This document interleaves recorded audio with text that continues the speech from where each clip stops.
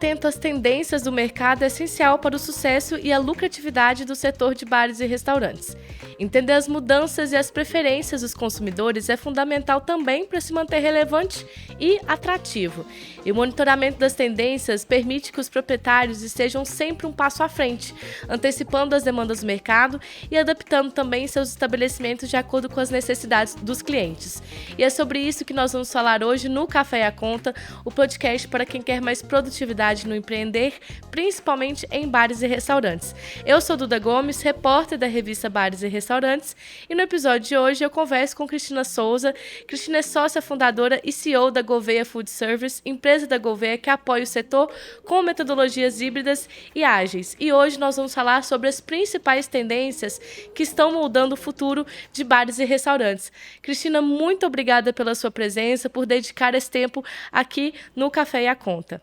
Bom, muito obrigada, Duda. Espero que seja a primeira de muitas participações aqui com vocês. Sou grande fã das atividades promovidas pela Brasel, então fico bastante honrada, bastante contente por participar de um empreendimento tão importante assim para todos os donos e donas de bares e restaurantes e outros empreendimentos gastronômicos pelo Brasil afora. Obrigada.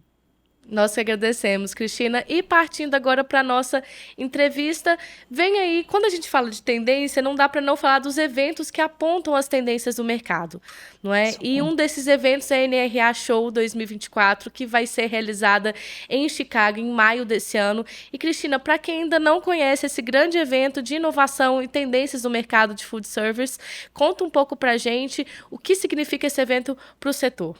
Perfeito, perfeito, Duda. Bom, essa é uma das maiores feiras das Américas, quando nós falamos em alimentação fora do lar.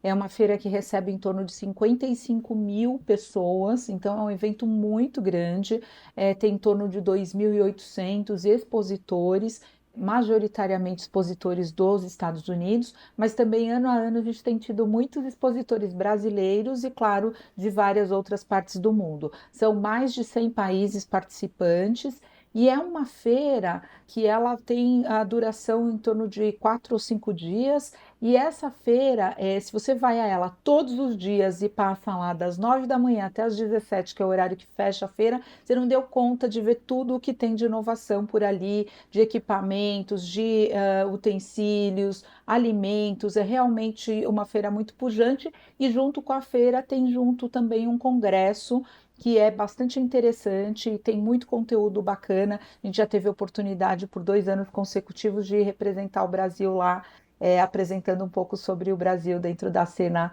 do food service internacional.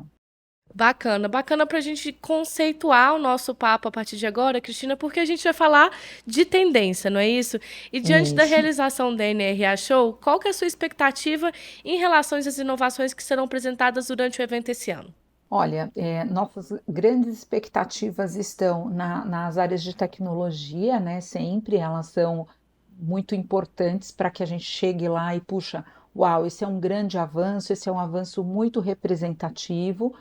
Também existe uma área de alimentos e ano a ano nós temos acompanhado o movimento dos alimentos plant-based, especialmente, mas claro, outras inovações também têm surgido e também temos acompanhado. A robotização dentro da área de food service é outra grande tendência. Então, em alguns casos, simplesmente a tecnologia embarcada dentro de um equipamento, que inclusive hoje em dia pode ter até um pouco de inteligência artificial, né? Em fornos, enfim, equipamentos de última geração. Mas mais do que isso, os braços robóticos fazendo atividades, né? Trabalhando na fritura, trabalhando como baristas, enfim, coisas que a gente vê pelo TikTok, pelas mídias sociais e que de fato a gente pode atestar ali ao vivo a cores e entender qual é o preço dessa tecnologia e em quanto tempo isso vai estar mais próximo aí, não só do Brasil, mas do mundo todo. Sim, sim, Cristina. Então, só nessa pequena exposição que você fez aqui, para os nossos ouvintes, já deu para pegar um pouco que a inovação, a tecnologia vai ser um dos principais motes aí, realmente, da NRA Show. E a gente sabe que, por ser um evento que acontece de forma internacional, existem certas burocracias para que se consiga realmente, de fato, participar e visitar a feira. Eu queria entender com você como é que você vê essas iniciativas, como a da Brasel. O Brasel, para quem não sabe, tem iniciativas para os associados, de levar os associados até a NRA Show. Como que você enxerga essa iniciativa de levar esse debate também para os empreendedores brasileiros? Nossa, é fantástico, porque o Brasil ele tem uma grande importância no cenário mundial de gastronomia. Logo mais a gente fala um pouquinho mais sobre isso. E de fato, no passado, nós íamos para esses eventos, no passado, eu digo há 15 anos atrás, tá? Não é nem tão passado assim. Nós íamos para esses eventos internacionais e nós voltávamos com o sentimento de, puxa, como estamos distantes.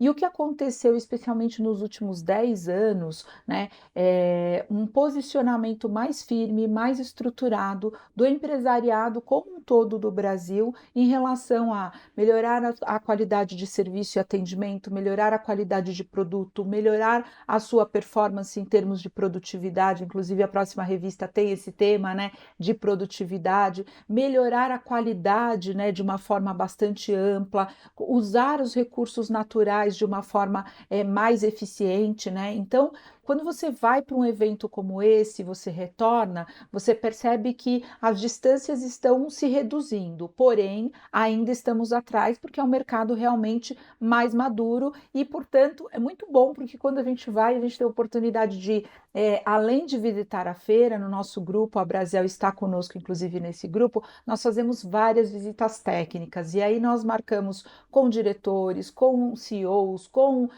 gerentes, né? Para a gente conversar e entender qual que é a sua dor, qual que é o seu problema. E aí a gente vai para lá, Duda, e aí a gente se surpreende assim, meu maior problema é mão de obra. Você fala, jura? Porque é um problema que a gente discute muito aqui no Brasil, né? Então, assim, é muito interessante porque a gente imaginando que, puxa, estamos num mercado diferente e tal, as coisas serão completamente diferentes, não, mas estamos todos perseguindo as mesmas linhas, custo de alimentos, custo de mão de obra, as outras despesas. Então, claro que com as suas peculiaridades, linhas de financiamento que para eles são muito mais fáceis. Aqui no Brasil a gente tem vários desafios para poder acessar esse tipo de linha, mas a gente percebe sim um movimento pró-profissionalização do mercado brasileiro e eu fico muito feliz quando algum empresário, empresária vai com a gente, empreendedores, e eles voltam e eles falam assim, nossa, estou me sentindo 10 anos à frente agora. E aí, claro, tem um trabalho para colocar tudo em prática, mas é muito bom esse sentimento, sem dúvida.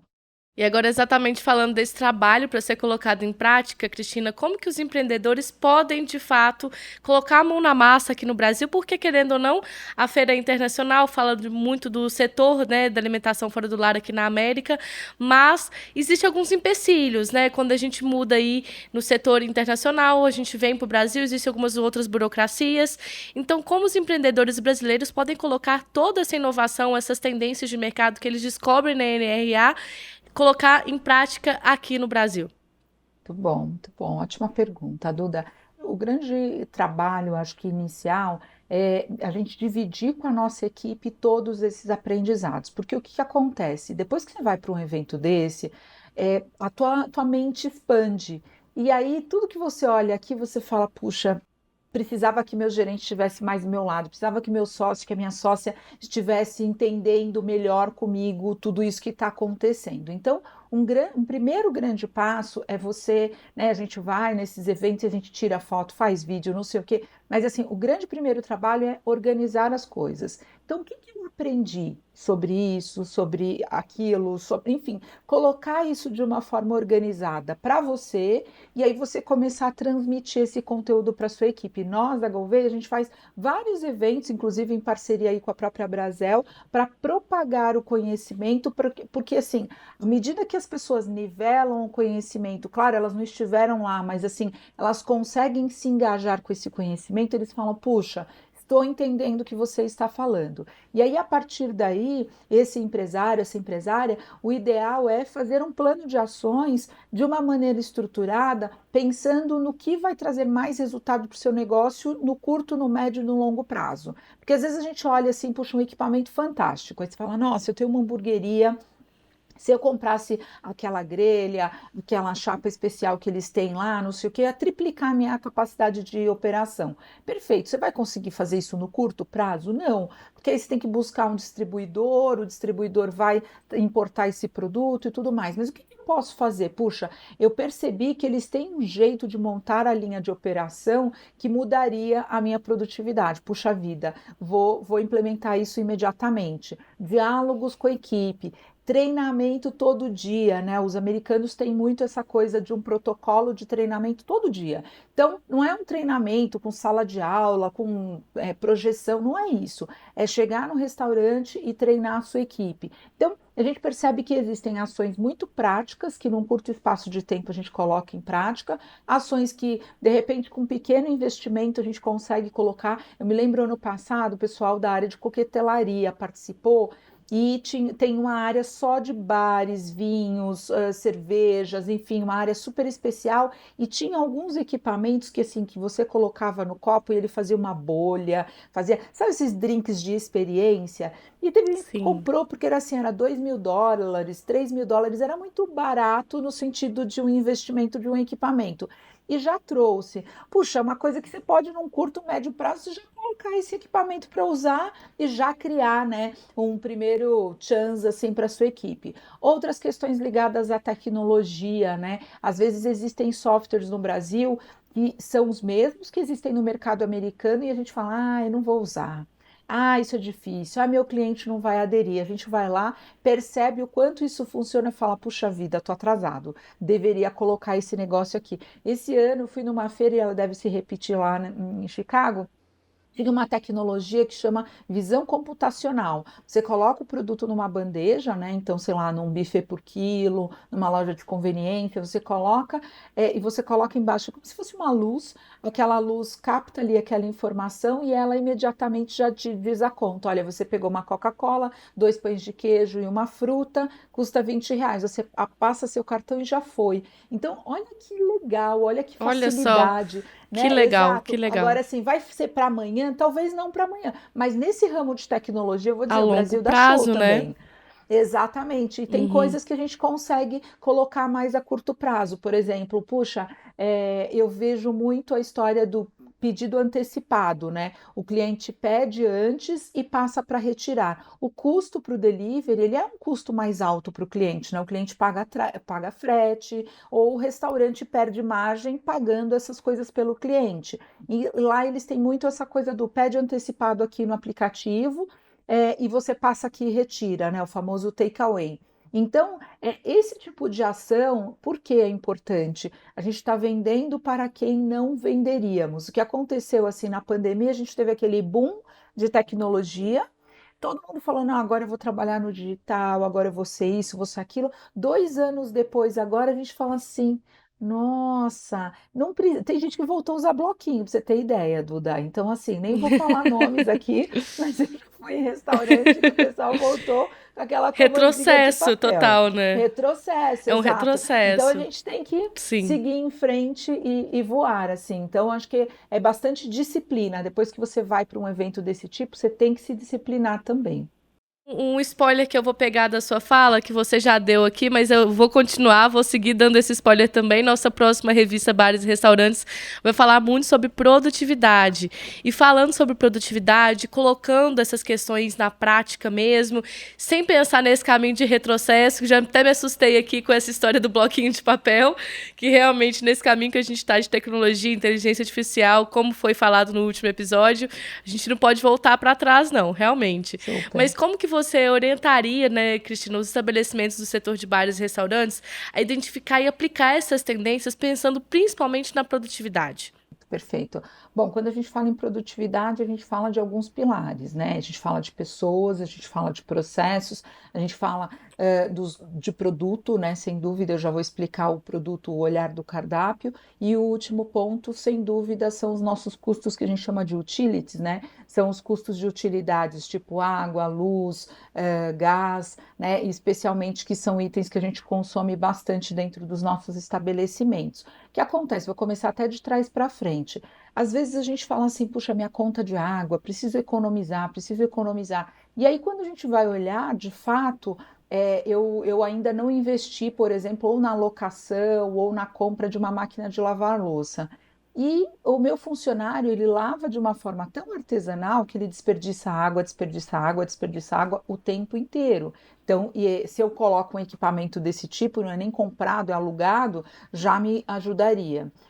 Tem gente que faz muitos salgadinhos para vender em Minas, né? Normalmente é muito comum. Eu tenho os croquetes, eu tenho as coxinhas, enfim, a gente tem os maravilhosos, né, salgados que a gente tem aí no Brasil, que são as entradinhas, especialmente dos bares e botecos de uma forma geral. E aí o pessoal fala assim: ah, eu vou fazer a massa aqui porque eu vou fazer artesanal. E aí começa, mexe a panela, fica ali no fogo por várias horas e tudo mais. E aí quando você vai ver, hoje em dia tem empresas que fornecem um recheio já pré-cozido, desfiado, sem tempero, para que você possa colocar os seus temperos, porque é isso que vai dar o diferencial e vai dar personalidade do teu produto. Tem equipamentos cozedores de massa e tem equipamentos que inclusive enrolam um bolinho ou fazem um cilindro, enfim, do jeito que você quiser. Então, muitas vezes a gente tem um pensamento de, puxa vida, eu quero fazer tudo, eu vou cuidar de tudo, e você acaba não cuidando com eficiência. Outra questão, falando de produto, é o nosso cardápio. Muitas vezes a gente cria um cardápio porque a gente se apaixonou pela comida. O que que é isso? A gente não se apaixonou pelo processo. E aí, quando eu faço análises, e aí a gente costuma recomendar para que a cada 6 meses, no mínimo, vocês parem e façam isso, que é puxar todos os dados do seu sistema e analisar, né, quais que são os itens que mais vendemos, né, os itens de curva A. E quais são os itens que nós menos vendemos, né? A curva C. Os itens que nós menos vendemos, a gente deveria eliminar do nosso cardápio. Sempre tem alguém que fala assim para mim: Cris, mas eu tenho um cliente que só vem aqui por conta desse bolo, desse salgadinho, desse tal, né, desse item que eu tenho no cardápio. Infelizmente, ele vai ter que comer em outro lugar, porque se você mantiver esse produto, o que que acontece? Você tem todo um preparo da equipe, você compra esse ingrediente, tá, né? Você faz todo um mise en place e o cliente, esse pedido não acontece, esse item é desperdiçado, né? Ou ele vence ali no teu estoque. E eu tenho os itens que estão ali no meio, que são itens da curva B, que eu tenho que decidir por que que eu tenho eles no meu cardápio. Puxa, eles são itens que eles têm uma boa margem, eu preciso trabalhar um processo de venda mais consultiva, né? Trabalhar com o meu garçom para poder fazer uma oferta ali diferente, treinar a minha equipe. E por fim, são os nossos processos. Então, o que que a gente diz, o que que é o processo em si? Puxa, meu processo de pedido de compra, às vezes ele não me favorece, porque eu não faço uma parceria estruturada com um distribuidor. Por exemplo, o meu restaurante já existe há 5 anos. Eu já tenho um histórico de compras. E aí, toda semana eu fico, coto aqui, coto ali, vou comprar em atacadista, vou comprar não sei na onde, vou lá. Ao passo que eu posso sentar com o distribuidor e falar com ele: olha, durante o ano eu compro X quilos de arroz, X mil quilos de feijão, tantos litros de óleo, não sei o que, tarará. Vamos fazer um combinado com relação a isso, vamos discutir um preço e vamos me atender de uma forma melhor. Então, às vezes a pessoa fala assim: ah, eu precisava fazer parte de um clube de compras, mas às vezes ela mesma, né, resolveria. E um ponto muito importante nesse item de produtividade é que quando a gente fala para o cliente, esse produto é artesanal, o cliente fala: nossa, deve ser maravilhoso. E tem dono de restaurante que se rende a essa mentalidade, e aí o que acontece? Vai contratando mais gente para dar conta de fazer o artesanal, porque o restaurante está cheio, eu preciso de mais gente. Chega uma hora que você bate num limite físico da sua cozinha, você não tem mais para onde, né, trabalhar ali com tanta gente, as pessoas começam a errar, porque muita gente, o processo acaba se perdendo, e você perde padrão, qualidade e o pior, a experiência do teu cliente. Então, o ideal é que a gente pense sempre em evoluir, e aí a tecnologia está aí para isso, vai apoiando esse processo evolutivo. E acho que uma coisa muito, muito importante é que hoje quem tem um restaurante está muito pressionado com as margens, muito. Idealmente, é importante que a gente tenha um grupo de operações de alimentação. Por quê? Eu tenho uma cafeteria, eu tenho 2 bares, eu tenho um restaurante por quilo, eu tenho um restaurante de alta gastronomia. Todos eles, de alguma forma, conversam entre si. Isso eu tô falando quando a gente tem um negócio independente, tá? Não tô falando de franquia. Franquias são todos iguais, né? Eu tô replicando as mesmas coisas. Mas enquanto dono de restaurante, se a gente trabalha muito focado só naquele negócio, você tem um limite de faturamento. Ah, tá bom, mas eu faço o delivery. Perfeito. Aí você atingiu o seu limite do limite, porque aí você atendeu o salão e atendeu o delivery. E você precisa expandir. E aí, se você tem um processo super artesanal, baseado nas pessoas exclusivamente, as coisas vão muito mal. Então, o ideal é que a gente pense que o nosso restaurante, que o nosso negócio, ele precisa ser replicável, ele precisa permitir o meu crescimento. E aí, com o mesmo trabalho, com a mesma atividade, então, por exemplo, se eu tenho 3 bares, todos eles eu posso servir o bolinho de feijoada, por exemplo, e eu tenho uma centralização dessa produção.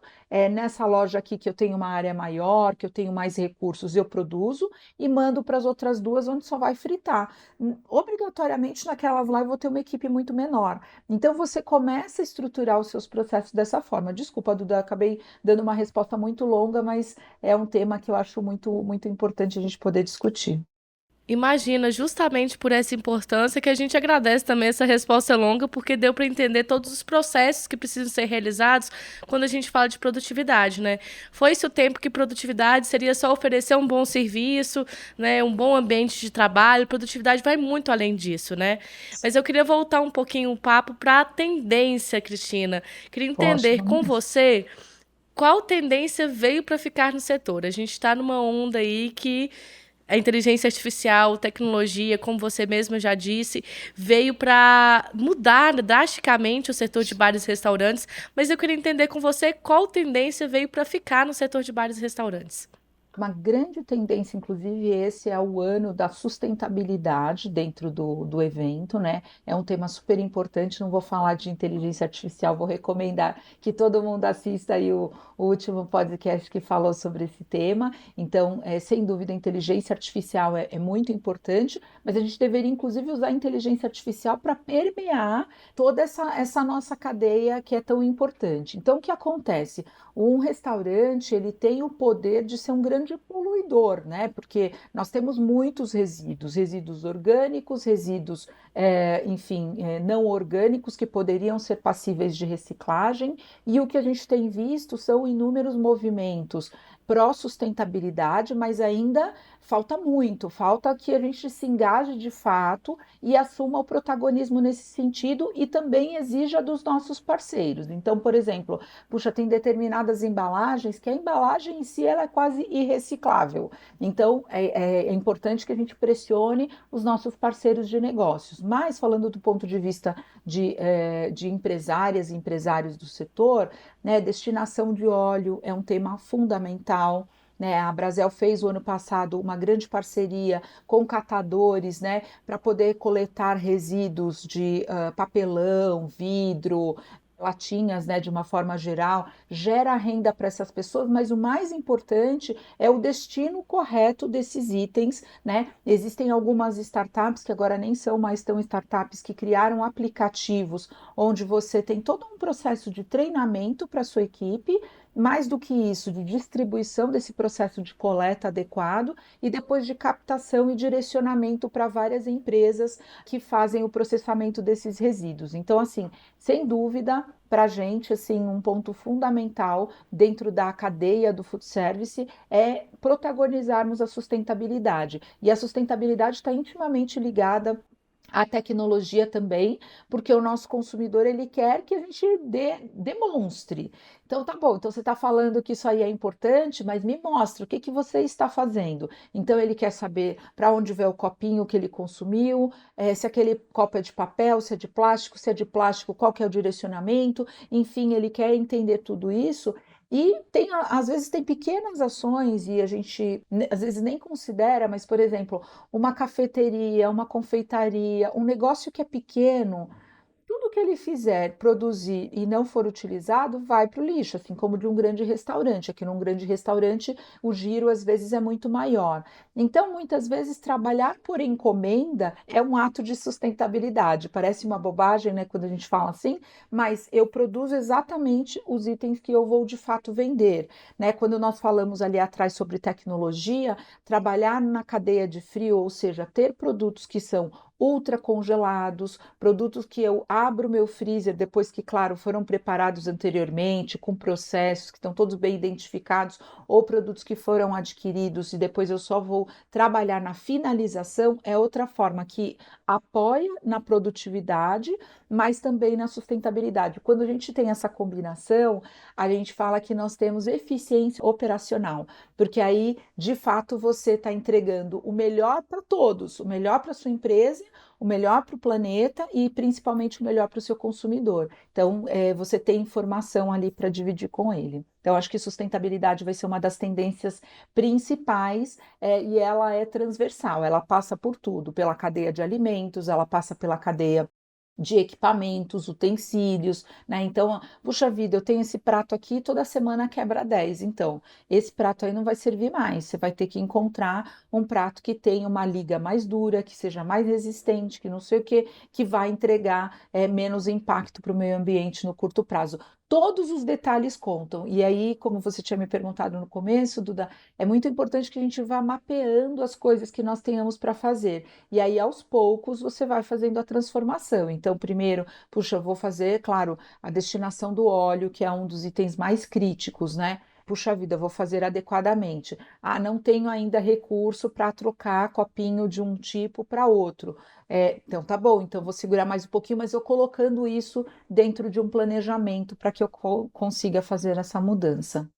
São pequenos passos e que bom saber que a sustentabilidade é uma tendência que veio para ficar, Cristina. Que bom saber disso. E agora falando um pouco mais sobre comportamento dos clientes, né? Que é um tema que pode ser temido por muitos empreendedores, porque o cliente ele tem essa nuance, né? De um dia tá de um jeito, um dia tá de outro, enfim, tem essas nuances de comportamento do cliente. Eu queria entender com você, Cristina, quais são as principais mudanças que você observou no mercado nos últimos anos em relação ao comportamento dos clientes. Você considera que os clientes estão mais exigentes, por exemplo? Super, super, super. Todos os clientes de todas as idades estão cada dia mais exigentes. E é engraçado que é uma exigência situacional, claro, que depende do momento, depende do dia. Já se eu estou mais relaxado, eu sou mais tolerante com determinadas situações. Se eu estou num momento, puxa, eu tenho 40 minutos para almoçar, eu sou absolutamente leonino com atendimento, eu quero que seja rápido, eu quero que seja eficiente.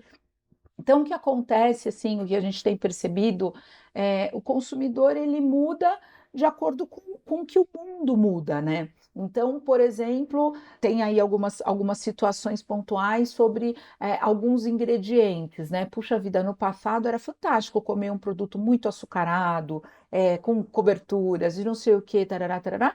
E a gente tem hoje clientes que falam, puxa vida, não quero que seja assim, eu quero que seja gostoso, mas eu quero que seja de outro jeito, né? O fato é que nós precisamos prestar atenção no nosso cliente, nós precisamos ouvir o cliente. O ano passado a Brasel apresentou, né, no encontro nacional que foi feito, eu tive a oportunidade de assistir presencialmente, uma super pesquisa, uma pesquisa, gente, que foi feita num ano, ela não fica velha para o ano seguinte. Então ainda dá para vocês consultarem muito dessa pesquisa, tem muita informação. Então, por exemplo, por que as pessoas vão a bares e restaurantes? A gente continua reclamando que falta cliente, porque falta mesmo. O tráfego em número de clientes não foi recuperado em relação ao que era antes da pandemia. Antes da pandemia, a gente estava falando de 15 bilhões de transações. Agora, o ano passado, a gente fechou com alguma coisa como 11,6 bilhões de transações, ou seja, tem pelo menos 4 bilhões de pessoas ou de transações que não aconteceram. Né? Não são não pessoas, são transações, né? Foram vendas que aconteceram ali. E aí a gente recuperou, remarcando o preço, fazendo isso, fazendo aquilo, mas como é que eu levo essas pessoas? Então, hoje a gente tem alguns drivers que são muito importantes na cabeça do cliente, alguns direcionadores, tá? Desculpem ficar usando palavras em inglês. Então, o primeiro direcionador aqui é a questão do poder, da disponibilidade financeira, do nosso poder aquisitivo. Então, estamos com uma taxa de desemprego melhor do que já estivemos no passado, uma das mais baixas, inclusive, neste momento, mas as pessoas estão pressionadas pelo endividamento que elas adquiriram durante a pandemia, elas estão ainda renegociando situações pontuais que elas tiveram aí durante essa jornada, os preços aumentaram, e aí, claro, a decisão de consumir, comprar no supermercado, preparar em casa, para alguns ainda parece mais interessante, porque, claro, quando eu vou a um restaurante, eu tenho taxa de serviço, eu tenho um produto família que na minha casa eu compro por um valor menor, isso é um fato, mas ali no nosso restaurante eu tenho toda a agregação de serviço, de atendimento, né, de custos outros que nós temos. Então, estou criticando o fato de uma Coca-Cola custar mais ou menos em um ou outro canal. Estou só dizendo que o consumidor está sensível a este ponto. Então, entender essa sensibilidade é muito importante. E o que eu recomendo?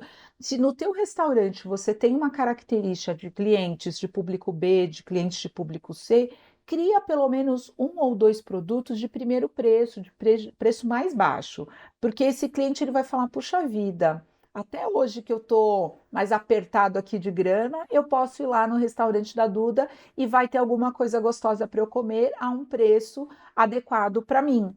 Então, esse eu acho que é um ponto importante. O segundo ponto é que o brasileiro ele está com um paladar ultra internacionalizado. Então, tem alguns motivos, né? Desde o ano 2000 até agora, nós tivemos uma abertura econômica muito grande no país. Então, se tornou muito comum as pessoas viajarem internacionalmente e, claro, outras pessoas de outros países virem para o Brasil, né? Claro, para se conectarem, para trabalharem, estudarem. E desde, acho que pelo menos uns 6, 7 anos, a gente tem tido movimentos imigratórios pelo mundo, infelizmente causados pelas guerras. Então, nós temos pessoas do Haiti, da Síria, de países africanos, enfim, que vêm para o Brasil como uma forma de busca de refúgio, e aí essas pessoas, elas, né, pessoas que vêm da Venezuela, Bolívia, outros países, e aí eles vêm para cá deles. E aí eles querem comer arepa, eles querem comer o legítimo, sei lá, ensopado que se come lá no Haiti. E aí eles começam com esse movimento. Muitos abrem pequenas portinhas, ou eles são contratados como nossos cozinheiros, e mostram para o chefe: olha aqui, chefe, eu sei fazer isso aqui. E aí o que acontece? As pessoas são muito abertas. Então, culturalmente, o brasileiro já é um povo muito aberto, e aí eles falam: não, quero experimentar, quero conhecer. Então, o consumidor ele está bastante aberto, bastante internacionalizado em termos de paladar. E aí o terceiro ponto que eu acho que é muito importante é esse equilíbrio entre o saudável e o gostoso. Então, essa é uma busca emocional muito importante para o consumidor. O consumidor fica o tempo todo tentando buscar esse equilíbrio, porque nem sempre o que é gostoso é o super saudável, mas o que ele faz? Ele busca isso nas diferentes ocasiões de consumo dele. Então, hoje eu vou comemorar meu aniversário, eu vou me permitir consumir determinado produto. Eu vou me permitir fazer determinada, né, refeição especial.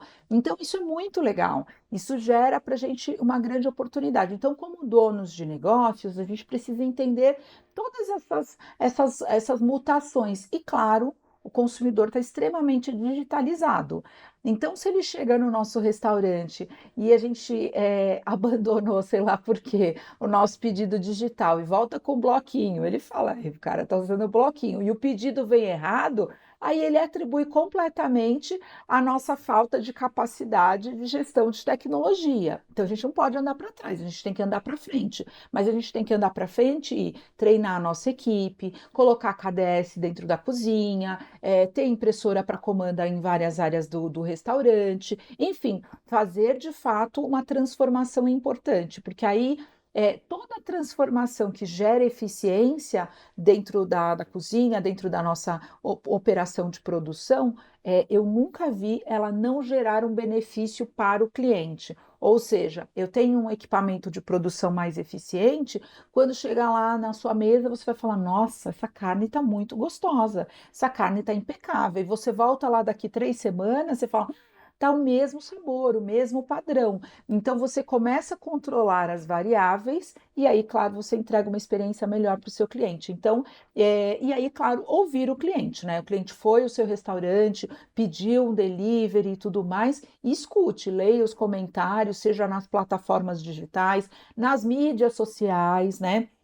Os clientes usam as mídias sociais para se comunicarem muito com a gente, fazem hashtag. Então, busque, monitore, porque aí com certeza você vai ter tempo de voltar, de respirar e de aprimorar. E as equipes precisam desse feedback, todo mundo precisa de feedback. Não dá para a gente acordar e começar a trabalhar e falar, não, vamos em frente. Então, assim, não é vamos em frente, a gente tem que parar, ouvir, e o cliente é um termômetro do todo dia. Claro que tem dia que a gente não consegue parar e fazer uma reunião ali formal, mas pelo menos 2, 3 vezes por semana, o ideal é fazer isso. Eu recomendo que assim que o maître não finalize um serviço, para quem tem ainda essa figura dentro da equipe, né? Não finalize o serviço sem fazer uma reunião com a equipe. Se não for possível, deixa registrado ali no livro e aí as equipes trocam essas informações. Equipe de cozinha também pode informar qualquer ocorrência, né? Equipe de operações, e mais do que isso, para atender bem o cliente, a gente precisa de plano A, plano B e plano C. Então tá todo mundo na tecnologia, caiu o Wi-Fi, como é que a gente faz? Qual é o nosso plano B? Tá todo mundo na tecnologia, acabou a luz, como é que a gente faz? Então, a gente precisa trabalhar em planos pró-clientes, né? Porque a gente fala assim, ai, nossa, estamos aqui sem luz. Não, mas o bar tá cheio, e aí, o que que faz? Pôr uma velhinha na mesa, dispensa o cliente, o que que a gente vai fazer, né? Vai receber só dinheiro? Então, a gente precisa passar a discutir essas questões. Então, o cliente é o nosso patrão, né? Muitas vezes a gente empreende, a gente fala, ah, eu quero sair do mercado corporativo, não quero mais ter patrão, quero trabalhar por conta. Mas aí a gente tem o cliente, que é um patrão muito duro, muito bravo muitas vezes, mas ao mesmo tempo muito gentil e nos dá um feedback o tempo todo. Então é muito importante que a gente pare, ouça e faça as nossas ações. Cristina, o papo tá muito bom. Acho que os ensinamentos para os nossos ouvintes vão ser assim incríveis, justamente pensando nessa questão de tendência, inovação de mercado, mas agora também no comportamento dos clientes. Mas para encerrar, infelizmente, essa conversa, eu queria te perguntar uma última coisa que eu acho que encerra com chave de ouro o nosso bate-papo, que é como você enxerga o mercado brasileiro em relação ao resto do mundo. Você acha que os empreendedores aqui do Brasil conseguem acompanhar as tendências de mercado? Opa, totalmente, totalmente. O Brasil é apaixonado por mídia social, né? Então, nós estamos muito conectados com tudo que está acontecendo pelo mundo. Recentemente, a gente acabou a Páscoa, né? E foi aquele explosão de pistache, né? E aí a gente vai, mas por quê? Porque essa explosão está acontecendo em outras partes do mundo também. Então, hoje o Brasil, para você ter uma ideia, é o quinto maior mercado mundial em termos de alimentação fora do lar.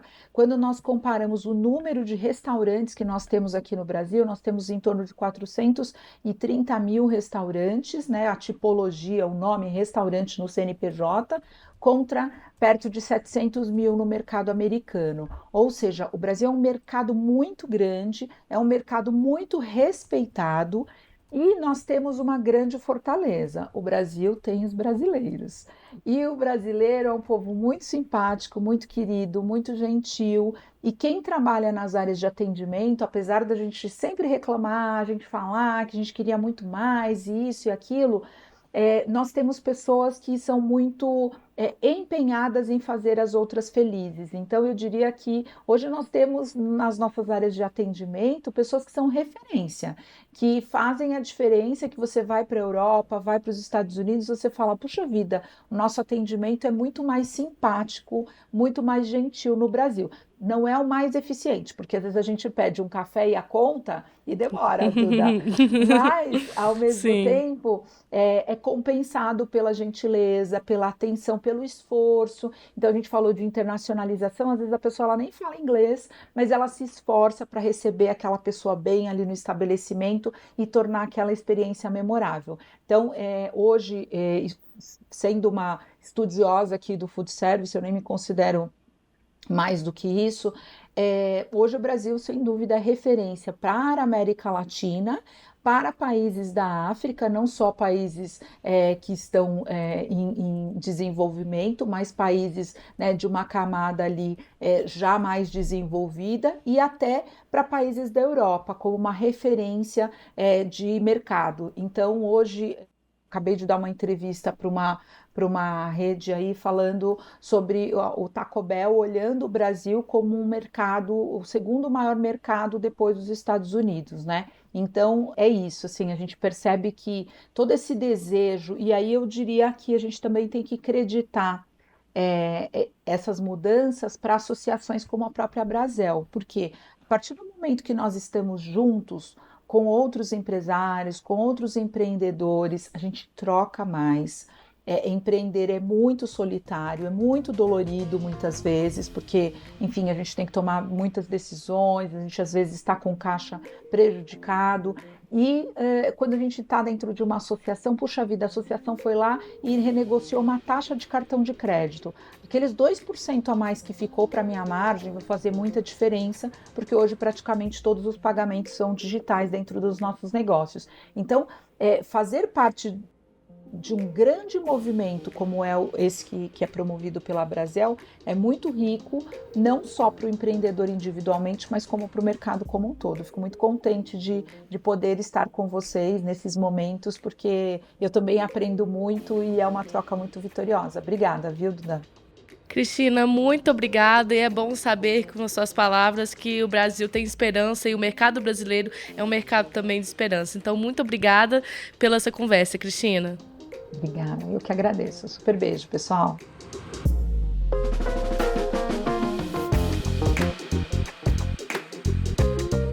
Nós voltamos na próxima semana com mais um episódio do Café e a Conta, o podcast para quem quer mais produtividade no empreender, principalmente em bares e restaurantes. Lembrando que esse podcast é patrocinado pela Ambev.